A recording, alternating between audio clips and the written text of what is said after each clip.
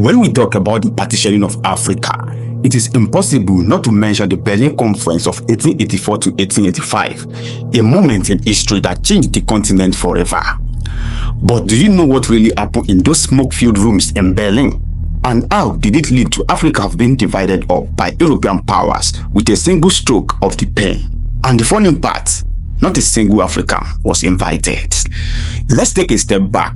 By the late 19th century, European nations were caught up in the scramble for Africa, a fierce race to claim as much territory as possible. They weren't interested in Africa's culture or its people. They were after the rich resources, gold, rubber, ivory, and fertile land. Britain, France, Belgium, Germany, Portugal, and Italy were all vying for control. But this competition was leading to conflict.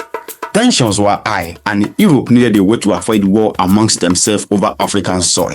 Entering the picture, Otto von Bismarck, the German chancellor, who decided to host a conference in Berlin.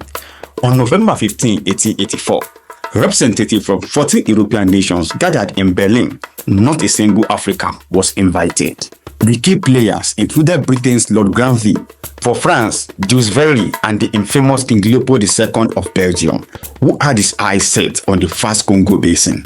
For 3 months, these men huddled together in Berlin, drawing lines on maps and making decisions about territories they had never even seen. They used maps that had little to no understanding of the complex ethnic and cultural boundaries in Africa.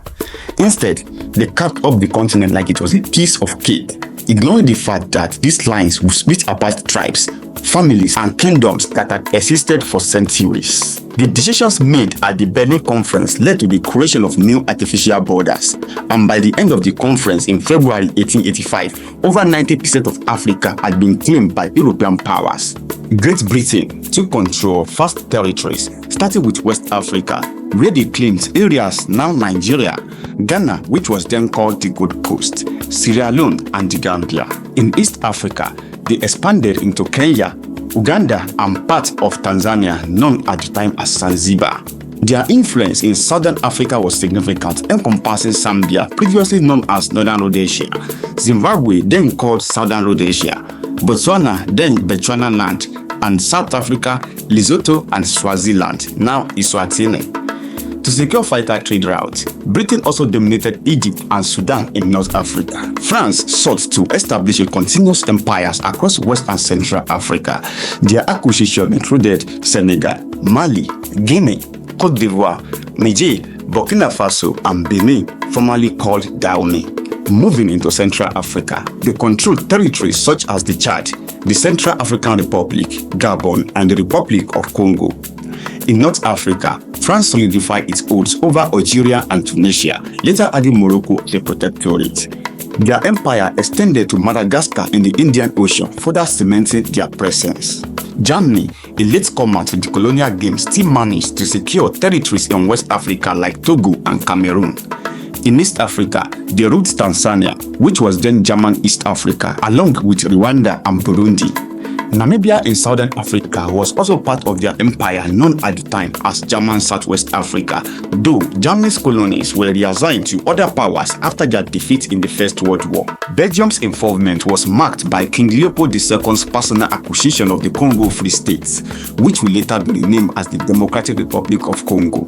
This vast and resource-rich territory became infamous for its harsh exploitation under Leopold's control before transitioning into a former Belgian colony. Portugal, which had a long-standing presence in Africa, maintained control of Guinea-Bissau, Angola, and Mozambique, as well as islands like Cape Verde and Sao Tome and Principe. Italy, eager to prove itself as a colonial power, took over Eritrea and Somalia, often referred to as Italian Somaliland in East Africa. Later, they added Libya in North Africa after taking it from the Ottoman Empire. Spain had a more limited presence but secure Equatorial Guinea in West Africa and portions of North Africa, including Western Sahara and Northern Morocco as a protectorate. The Ottoman Empire, a powerful Islamic empire that once controlled vast regions in Europe, Asia, and Africa, had been a dominant force in North Africa for centuries. However, by the 19th century, their influence was waning and their territories were taken over by European powers. Today, the remnants of the Ottoman Empire form the modern nation of Turkey. During the Scramble for Africa, they struggled to hold on to their territories, with Libya and Egypt slipping into Europeans' hands. Among all these divided territories, only 2 African nations remain independent.